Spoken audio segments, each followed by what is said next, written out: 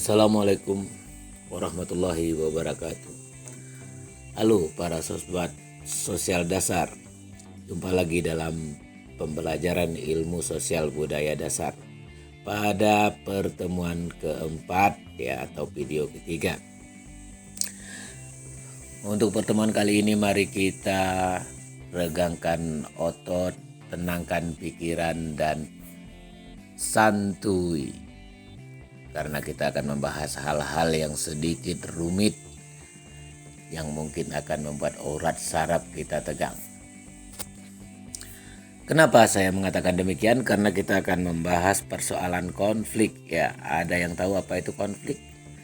Konflik itu adalah masalah kawan-kawan. Masalah yang masalah begitu saja. Persoalan. Konflik ini bisa berawal dari orang lain, lingkungan alam, atau karena kelakuan kita sendiri. Yang jelas semua orang tidak menyukai yang namanya konflik. Baiklah, pertama-tama kita akan mencoba membahas konflik manusia dengan dirinya sendiri. Apa itu konflik manusia dengan dirinya sendiri? Yaitu pertentangan antara keinginan, harapan dengan kenyataan. Misalnya tuh kawan-kawan yang cewek-cewek tuh pengennya punya wajah cantik, kulit yang mulus, tubuh yang langsing dan seksi, tapi dalam kenyataannya bukan ngejek ya. Kalau ada yang tersinggung silahkan saja. Badannya gendut, kulitnya hitam, rambut kriwil-kriwil, bibir tembem dan sebagainya. Tentu saja hal ini akan membuat kawan-kawan menjadi kurang senang dengan diri sendiri. Itu adalah konflik manusia dengan dirinya sendiri. Tapi santuy aja, karena konflik itu sudah ada sejak manusia itu lahir ke dunia. Jadi konflik yang kita alami akan membuat kita menjadi makin dewasa asal mampu mengatasinya. Itu salah satu konflik manusia dengan dirinya ketika keinginan tidak sesuai dengan kenyataan. Selanjutnya ada konflik manusia dengan alam. Apa itu kawan-kawan? Konflik manusia dengan alam misalnya saja kita pengennya panas, tiba-tiba hujan. Kita pengennya cuacanya sejuk, ternyata panas dan sebagainya. Secara sederhana itulah konflik manusia dengan alam. Tentunya banyak lagi konflik manusia dengan alam yang tidak bisa kita bahas satu persatu.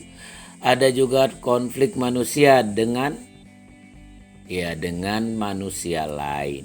Konflik manusia dengan manusia lain ini berhubungan dengan perbedaan kepentingan atau mungkin perebutan dari sesuatu yang sama-sama diinginkan. Misalnya tuh kawan-kawan yang masih muda-muda belia, kece-kece banget, cantik-cantik dan tampan-tampan, menginginkan seorang kekasih tapi ternyata udah jadi gebetan orang lain. Tentu saja ini memicu konflik dan persaingan kawan-kawan. Itu adalah salah satu konflik manusia dengan manusia lain. Atau kawan-kawan sudah cinta mati dengan seseorang, ternyata orang itu tidak punya rasa apa-apa dengan teman-teman. Itu juga termasuk konflik manusia dengan manusia lain. Itulah contoh sederhana. Jadi adanya perbedaan kepentingan antara satu orang dengan orang lain akan mengakibatkan konflik satu manusia dengan manusia lain. Terakhir adalah konflik manusia dengan Tuhan. Konflik manusia dengan Tuhan adalah bagaimana manusia menilai dirinya dan bagaimana manusia menilai Tuhannya. Tuhan menciptakan seluruh makhluk di dunia ini dan mengatur seluruhnya dengan aturannya sendiri. Sementara manusia punya keinginan yang tanpa batas. Dalam ilmu budaya, orang sering menyebut istilah mikrokosmos dan makrokosmos. Kosmologi besar dan kosmologi kecil. Apa itu kosmologi besar? Yaitu alam dengan segala tata aturannya. Sementara kosmologi kecil adalah manusia dengan segala keinginan-keinginannya. Itulah dia tadi konflik manusia secara pribadi ya, secara pribadi ada 4 macam. Coba ingat lagi kawan-kawan. Kita review kembali. Pertama, konflik manusia dengan dirinya sendiri. Yang kedua, konflik manusia dengan yang kedua dengan alam. Yang ketiga adalah konflik manusia dengan manusia lain. Yang keempat adalah konflik manusia dengan Tuhannya. Itu 4 macam konflik dalam diri manusia.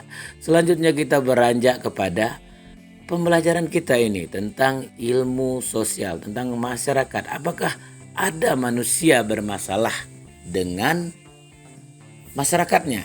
Ada kawan-kawan, itu ada. Konflik manusia dengan lingkungannya, dengan lingkungan sosial maksudnya kawan-kawan, itu terjadi karena adanya perbedaan persepsi pribadi, cara pandang pribadi, cara pikir pribadi dengan kebenaran umum. Nah, kebenaran umum ini adalah sesuatu yang sudah lazim dianggap benar, padahal kebenaran umum belum tentu benar. Misalnya, ada istilah begini kawan-kawan. Dalam hidup, kita mesti bisa untuk berpandai-pandai. Istilah berpandai-pandai ini adalah menyesuaikan diri dengan keinginan lingkungan. Di satu sisi ini bisalah benar kawan-kawan, kita harus mampu melakukan adaptasi dengan lingkungan. Tapi ini akan menjadi suatu masalah ketika lingkungan kita tidak benar dan kita dipaksa untuk harus mengikuti orang banyak yang sudah sepakat bahwa ketidakbenaran itu sebagai sebuah kebenaran.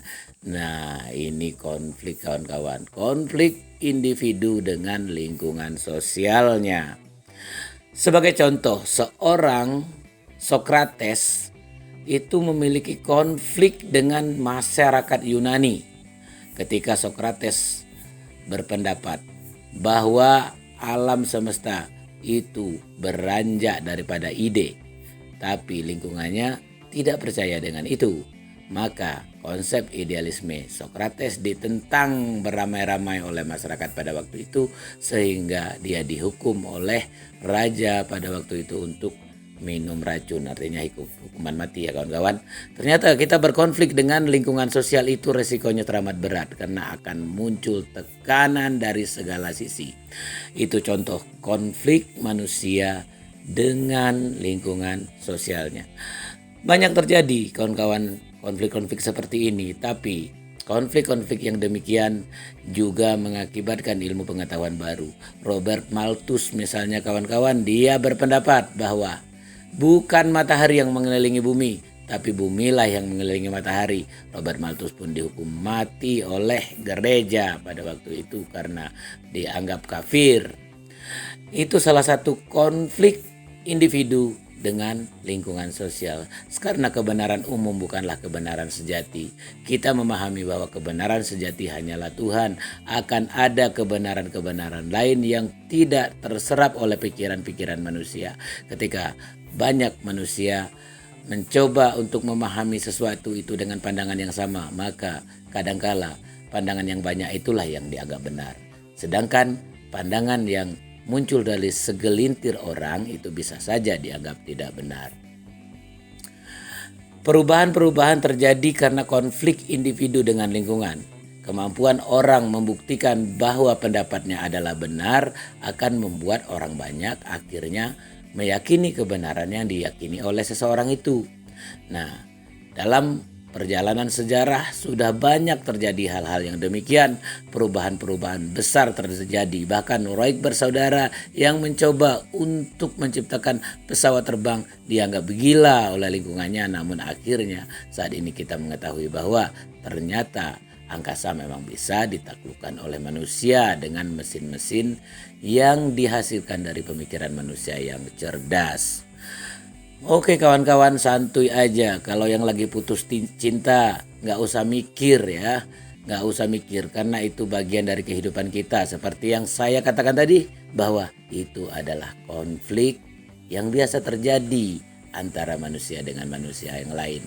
Santuy bro, nanti akan ada penggantinya yang lebih keren, kece, dan lebih oke. Oke, kita lanjutkan.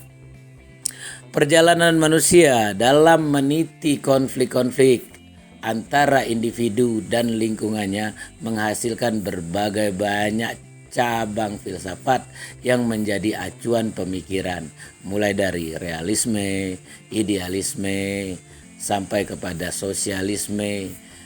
Namun semua itu tidak terlepas daripada satu hal, bahwa sesungguhnya Tuhan berkehendak atas kehidupan di alam semesta ini dengan aturannya sendiri. Jadi manusia menganggap dirinya sebagai sumber kebenaran dengan ide-ide yang dimilikinya, dengan falsafah-falsafah dan pemikirannya.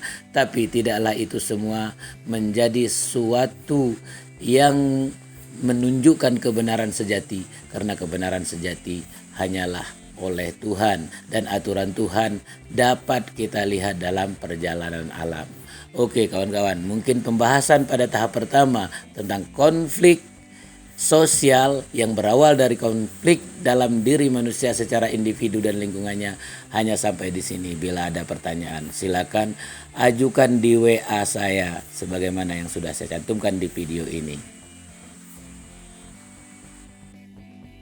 Selanjutnya kita akan membahas konflik sebuah masyarakat dengan masyarakat lainnya. Nah, yang ini rame nih kawan-kawan. Pemicunya bisa beragam. Sekelompok orang tidak menyukai kelompok orang lain, lalu mereka menciptakan perang besar. Bagaimana ini bisa terjadi?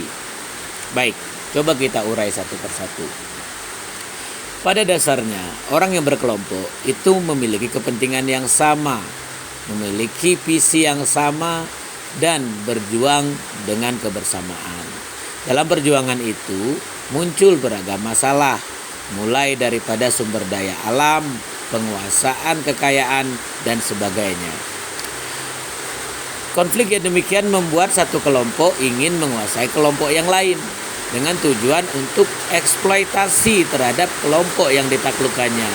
Sementara kelompok yang akan ditaklukkan tentunya tidak mau begitu saja dijajah, maka terjadilah peperangan. Itu salah satu pemicunya kawan-kawan. Masih ada pemicu yang lain, keyakinan misalnya. Satu kelompok meyakini agama yang dibawa oleh satu utusan, maka ada kelompok lain yang mempercayai utusan lain. Kita tahu banyak para nabi dan para rasul, maka satu kelompok akan bersikeras bahwa merekalah yang paling benar. Ini juga memicu sebuah pertarungan besar seperti yang terjadi pada perang salib misalnya. Perjalanan daripada kehidupan manusia tidak semerta-merta diakibatkan oleh dua hal tersebut. Ada hal lain yang juga menjadi pemicu. Perkembangan pemikiran manusia mengakibatkan jurang besar di antara mereka, yaitu pandangan liberalis dan pandangan sosialis. Pandangan liberalis akhirnya menciptakan ideologi kapitalistik, sementara pandangan sosialis menghasilkan cara pandang bermasyarakat dengan sistem komunis. Dua kelompok ini juga bertentangan pada hakikatnya. Pada sistem liberalis, manusia diberikan kebebasan untuk menguasai aset sebesar-besarnya sebagaimana mereka mampu, dan dibebaskan pula mengeksploitasi orang lemah untuk dijadikan aset bisnis. Sementara dalam sistem sosialisme komunis, semuanya dianggap sebagai aset bersama, milik bersama, dan dikelola secara bersama. Pertentangan pun terjadi dari dua kelompok ini, maka terciptalah jurang antara komunisme dan kapitalisme. Perjalanan panjang manusia tidak terlepas dari perang demi perang berhubungan dengan hal-hal tersebut. Penjajahan yang dilakukan VOC adalah bermotif untuk menguasai bangsa lain, dan ujung-ujungnya duit kawan-kawan. VOC itu adalah sebuah syarikat dagang yang bertujuan menjajah tempat-tempat yang kaya-kaya untuk dikuasai hasil buminya, dieksploitasi rakyatnya untuk menambah kekayaan organisasi mereka sendiri. Nah, di Indonesia kan kita kenal tuh penjajahan Belanda 3,5 abad. Maka itu bagian daripada konflik yang sifatnya eksploitatif, yang ingin menguasai kelompok lain dengan cara menjajah dan menguasai mereka. Apabila mereka menentang, maka diperangi. Selanjutnya ada perang dingin antara Rusia dan Amerika Serikat. perang dingin dan perang proksi itu terjadi. Kenapa kawan-kawan? Karena perbedaan ideologi tadi, yaitu antara komunisme dengan sosialis. Kalau yang berlatar ideologi keagamaan atau religi, kita ingat perang salib antara Islam dan kelompok kekristenan. Jadi banyak hal yang memicu konflik antara satu masyarakat dengan masyarakat lainnya. Dan yang paling sering terjadi adalah persoalan-persoalan yang bermotif ekonomi. Hingga saat ini kita masih mendengar kawan-kawan ributnya antara Cina dengan Amerika atau Amerika Serikat. Bagaimana Cina ingin menguasai ekonomi dunia sementara Amerika sebagai pemegang tampuk kekuasaan atau rajanya ekonomi sekarang tidak terima dengan semua itu. Perang proksi terjadi di mana Amerika dan sekutunya selalu membuat justifikasi yang menyudutkan Cina. Sementara Cina melakukan propaganda dengan memamerkan kekuatan militer dan ekonominya yang kian maju pesat. Pertarungan demikian tidak akan pernah berakhir hingga kapanpun juga kawan-kawan. Karena konflik dasar manusia adalah pemenuhan kebutuhannya secara umum. Dan konflik sebuah negara dengan negara lain adalah pemenuhan kebutuhan daripada rakyatnya. Semua negara yang kuat akan berusaha untuk mengembangkan kekuasaannya, ingin menguasai negara-negara lain baik secara politis maupun secara teritori. Usaha Cina menguasai laut Cina Selatan itu bagian daripada usaha mereka untuk menguasai sumber daya alam yang ada di sana secara teritori. Sementara upaya Amerika untuk membendung itu semua adalah upaya untuk membendung hegemoni Cina terhadap ekonomi dunia.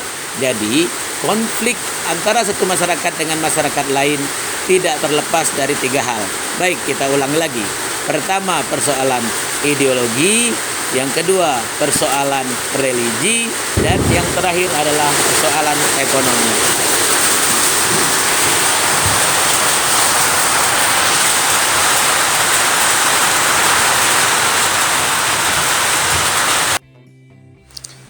Oke, akhirnya sampai juga kita pada penghujung video ini. Assalamualaikum warahmatullahi wabarakatuh. Apabila ada kesalahan mohon dimaafkan. Apabila ada yang putus cinta sambung kembali. Apabila ada yang ditinggalkan cari pengganti. Baiklah, santuy saja karena dalam bersosialisasi kita harus santuy. Apalagi dalam mempelajari ilmu sosial kita perlu ketenangan karena lingkungan selain untuk dicermati juga untuk direnungkan, dan dalam merenung tentunya butuh ketenangan. Sekali lagi sampai jumpa pada pertemuan berikutnya. Wassalamualaikum warahmatullahi wabarakatuh.